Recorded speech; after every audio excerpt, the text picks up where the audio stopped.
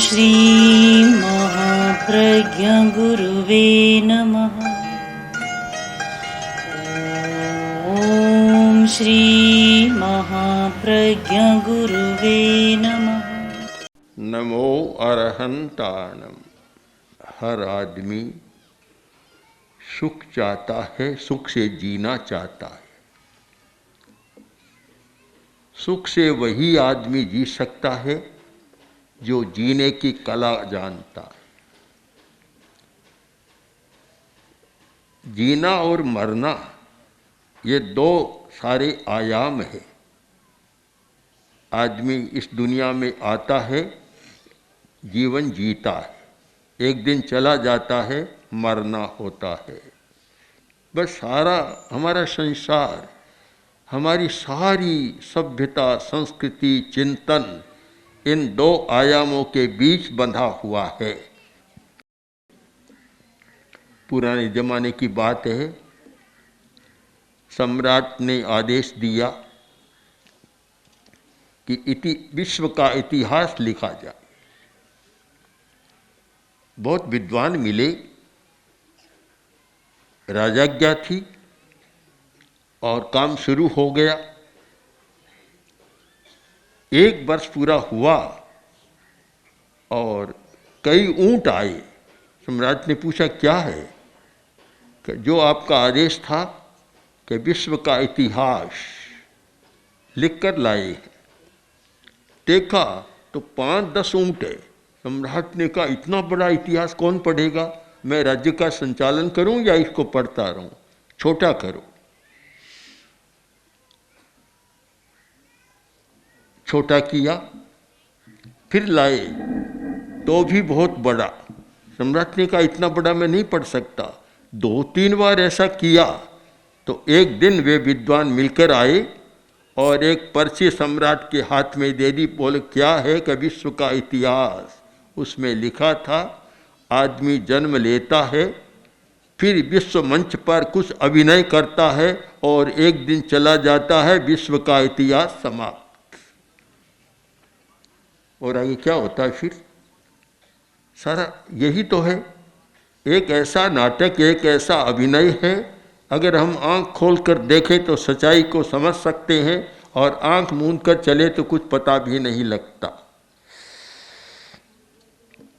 तो ये जन्म और मरण दो है और इन दोनों की यात्रा हर आदमी को करनी होती है। तो फिर जिए तो कैसे जिए और मरे तो कैसे मरे?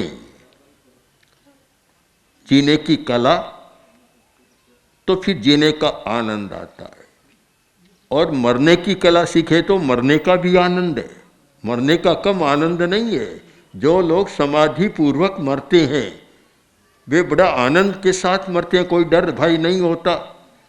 मरने की कला नहीं जानते वे बुरी मौत मरते। मुझे याद है आचार्य तुलसी जब पवनार बिनोबा जी के आश्रम में 2 दिन रहे हम लोग, तो बिनोबा जी ने कहा आचार्य जी मैं जैन पद्धति से जीवन समाप्त करना चाहता हूँ, समाधि मरण करना चाहता हूँ। जैनों का प्रसिद्ध शब्द है समाधि मरण। मैं समाधि मरण करना चाहता हूँ। आचार्य श्री ने कहा बहुत अच्छी बात है। और फिर उन्होंने वैसा ही किया। अंतिम समय एक अनशन पूर्वक, मौन पूर्वक जीवन समाप्त किया। तो एक लेख भी छपा बजाज जी का। तो बजाज ने लिखा उसमें कि बिनोबा जी ने जैन पद्धति से समाधि मरण किया। शायद उस समय धर्मयुग में छपा था वैसा। तो मरने की कला बहुत जरूरी है जानना। जो मरने की कला नहीं जानता वह रोते रोते मरता है, डरता है मौत आएगी मौत आएगी। जानता है तो आएगी तो जरूर, फिर भी डरता हुआ मरता है, अच्छा नहीं होता। और जीने की कला बहुत बड़ी कला है। एक आदमी कठिनाइयों में भी जीता है, पर जीने की कला जानता है तो वह दुखी नहीं होता। और एक आदमी जिसके पास सारी सुविधाएं हैं, जीने की कला नहीं जानता तो दुखी होकर मरता है। बुढ़ापा आ गया, शक्ति कम हो गई और उपयोगिता भी कम हो गई। अब बूढ़ा आदमी सोचता है, पहले मेरे पास कितने लोग आते थे, अब नहीं आ रही हैं। पहले कितनी मेरी पूछ थी, आज नहीं है। जैसे होता है ना कि सत्ता पर होता है तब तो सारे पीछे घूमते हैं, आज जब मंत्री पद से हटता है तो फिर सोचता है पहले मेरे पास इतने लोग आते थे, अब कोई मुझे पूछता भी नहीं है। अमेरिका जैसे महान राष्ट्र के राष्ट्रपति ने भी एक अपना अनुभव लिखा कि जब मैं राष्ट्रपति था लोग बहुत आते मिलने के लिए, पर मेरे पास समय नहीं था।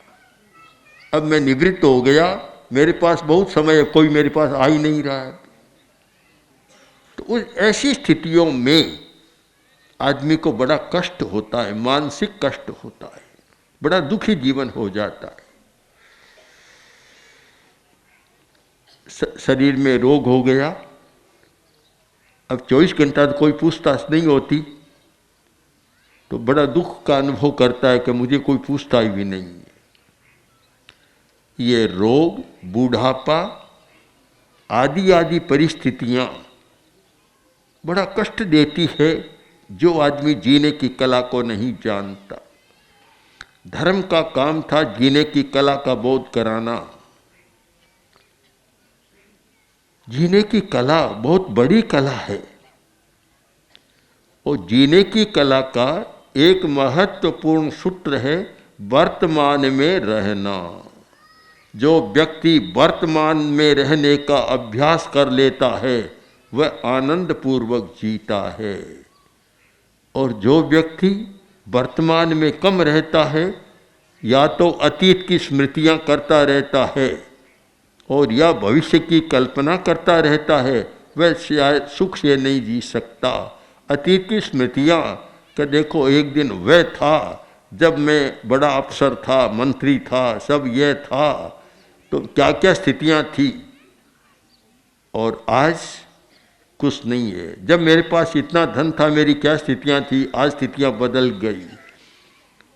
अतीत की स्मृतियों में आदमी खोया रहता है, याद करते रहता है। स्मृति एक बहुत बड़ी हमारी शक्ति है, पर हम स्मृति का उपयोग करना नहीं जानते, अनावश्यक स्मृतियों में समय को बर्बाद करते हैं।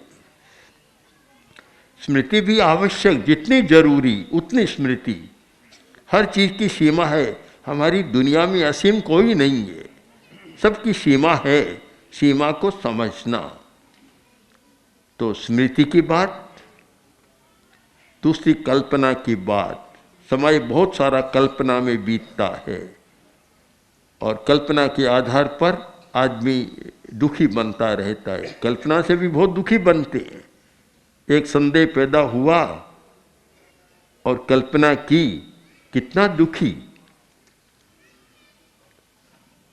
कुछ दिन पहले हमने समाचार पत्र में पढ़ा कि एक आदमी इतना संदेहशील है, इतनी कल्पना मन में उल्टी करता है कि जब बाहर जाता है तो पत्नी को कोठड़ी में बंद करके जाता है कि कहीं यह कोई गलत काम न कर ले। शायद खुद दुखी बनता है और दूसरे को भी दुखी बनाता है। कल्पना का जब वेग होता है आदमी सच्चाई को समझ नहीं सकता। एक युवक, समझ कम थी, बुद्धि कम थी, चिंतन भी कम था और भावुक जैसा था, कल्पना भी बहुत करता था, संदेह बहुत करता था। तो ऐसे लोगों को दूसरे लोग भी मजाक के साथ कुछ करते रहते। एक दिन 2-4 मन चले युवकों ने कहा, देखो भैया तुम समझदार नहीं हो। बोला क्यों? कि तुम्हें पता ही नहीं है, तुम तो सो जाते हो और तुम्हारी पत्नी रात को 2 बजे तुम्हारे घर पर आती है। उसने कहा ऐसा है? भावना में बह गया, यथार्थ से दूर हट गया, सोचा है नहीं, कुछ चिंतन नहीं किया, सच्चाई को समझने का प्रयत्न भी नहीं किया, दरवाजे में लाठी लेकर बैठ गया कि आज आएगी तो सिर फोड़ डालूंगा उसका। रात भर बैठा रहा, सुबह वही युवक वापस आए, बोले अरे आज क्या बात है, लाठी लिए कैसे बैठे हो? कि तुम लोगों ने तो कहा था कि तुम्हारी पत्नी 2 बजे आती है और आज तो मैं बैठा हूँ लाठी लिए, अभी तक आई नहीं, जब आएगी तब उसका सिर फोड़ डालूंगा। उन्होंने कहा रे तुम्हारी शादी हुई कि नहीं? कि शादी तो हुई नहीं, याद आ गया। ठीक है, कोरी कल्पना में आदमी कहाँ तक चला जाता है। ये कोई सामान्य घटना नहीं, पता नहीं कितने आदमी संदेह और कल्पना का जाल बुनकर कितने फंस जाते हैं, उसका कोई पता नहीं लगता। तो कल्पना भी बड़ा दुख देती है।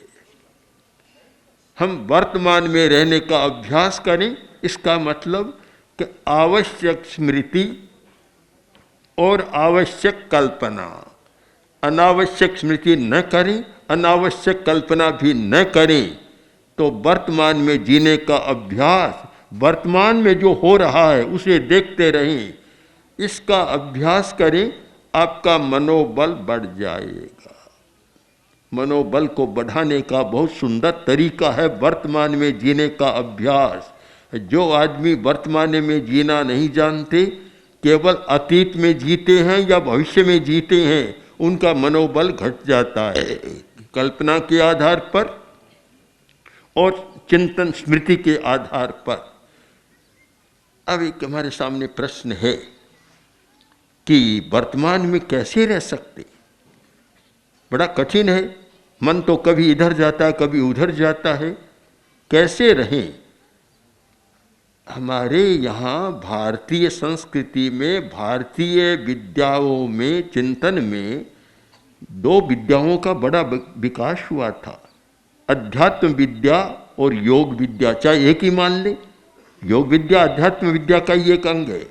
अध्यात्म विद्या का ऐसा विकास हुआ था कि मनुष्य को समझने का, मनुष्य के मन को समझने का और उससे आगे जाए तो भावधारा को समझने का ऐसा ज्ञान विकसित हुआ था, शायद दुनिया के किसी अंचल में ऐसा नहीं हुआ।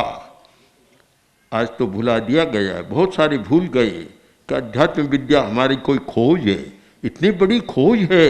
मैं तो मानता हूँ कि जिस प्रकार पश्चिमी वैज्ञानिकों ने अणुअस्त्रों की खोज की, तो एक शक्तिशाली खोज है, चाहे उपयोग गलत हो रहा है पर खोज तो महत्वपूर्ण है। वैसी ही खोज यहाँ के ऋषि महर्षि योगियों ने अध्यात्म विद्या की थी। गीता में बहुत सुंदर, अध्यात्म विद्या विद्या नाम, सब विद्याओं में श्रेष्ठ है अध्यात्म विद्या। पर आज भुला दिया, आज तो संप्रदाय विद्या मुख्य हो गई, अध्यात्म को भुला दिया गया। जब अध्यात्म हो तो फिर सांप्रदायिक कट्टरता या सांप्रदायिक झगड़े की बात ही समाप्त हो जाती है। अध्यात्म में और कोई नहीं होता, केवल वही होता है, केवल परम ब्रह्म आत्मा परमात्मा, बस यही होता है और उसके आधार पर सारा जीवन चलता है। तो बहुत सारी समस्याएं जीवन की सुलझ जाती है। तो अध्यात्म विद्या का एक प्रायोगिक रूप, एक व्यावहारिक रूप था योग विद्या। योग विद्या एक बहुत बड़ी विद्या है। अभी कल ही हमारे पास एक दिल्ली से पत्र आया है कि आयुर्वेद, योग आदि पर, भारतीय विद्याओं पर एक बड़ी कॉन्फ्रेंस सरकार, भारतीय सरकार कर रही है। और उसके करने वालों में जो हैं तिवारी, दीनदयाल तिवारी, जो योजना आयोग के सदस्य हैं, और वे हमारे पास आए थे सूरत में, वे लोग कर रही हैं। एक संदेश भी मांगा है। इतनी बड़ी विद्या, अगर आप स्वस्थ रहना चाहते हैं, शरीर का स्वास्थ्य, तो योग विद्या में उसका मार्ग है। यदि आप मनोबल को बढ़ाना चाहते हैं तो उसका उपाय भी है। यदि आप भाव शुद्धि का प्रयोग करना चाहते हैं तो उसका भी उपयोग है। मैं तो ऐसा मानता हूँ कि हमने योग विद्या और अध्यात्म विद्या को गौण कर दिया। उसका परिणाम है कि बीमारियां बढ़ रही है, हॉस्पिटल बढ़ रहे हैं, डॉक्टर बढ़ रहे हैं फिर भी आदमी बीमारियों को बढ़ाता चला जा रहा है। नहीं तो हमारे शरीर में सारी एक सिस्टम है, सारी तंत्र प्रक्रिया है कि हम अपने आप को स्वस्थ कर सकते हैं। उसके साथ योग विद्या का प्रयोग जरूर करो, जिससे कि तुम्हारी शक्ति बनी रहे, मनोबल बना रहे। हमें कौन बचाता है बीमारी से? दवाइयां नहीं बचाती। बचाने वाला मूल तत्व है, वह है हमारा रेजिस्टेंस पावर, रोग प्रतिरोधक शक्ति। हमारा इम्यूनिटी सिस्टम जितना मजबूत है तो आदमी रोग से बचता रहेगा। जिसकी प्राण शक्ति कमजोर हो गई, रोग प्रतिरोधक शक्ति कमजोर हो गई, अब चाहे 100 डॉक्टर मिल जाए, बड़े बड़े स्पेशलिस्ट मिल जाए, कभी उसे बचा नहीं सकते। और चाहे ऐसे इंजेक्शन, एक एक इंजेक्शन कई लाख का एक भाई ने दिलाया था, बचा नहीं सका, नहीं बचा सकते। ये तो सारे हमारे एक सहायक उपचार हैं। मूल जो है वह है हमारी प्राण शक्ति, प्राण ऊर्जा, हमारी वाइटल एनर्जी, वह हमारी मूल है, जो रोग प्रतिरोधक शक्ति है। और वह क्यों कमजोर होती है? कि हम श्वास लेने की कला नहीं जानते। जो व्यक्ति ठीक श्वास लेना नहीं जानता, उसकी रोग प्रतिरोधक शक्ति भी कम हो जाती है, दवाई पर दवा लेता चला जाता है। एक व्यक्ति को हम जानते हैं जो हर बात में दवाई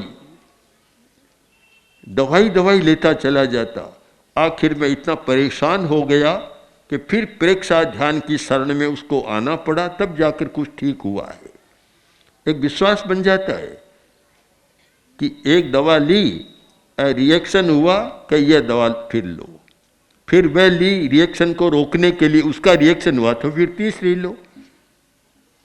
तर्कशास्त्र का एक शब्द है अनवस्था, इन्फिनिट, जिसका कोई अंत नहीं है, एक के बाद एक होता चला जाता है।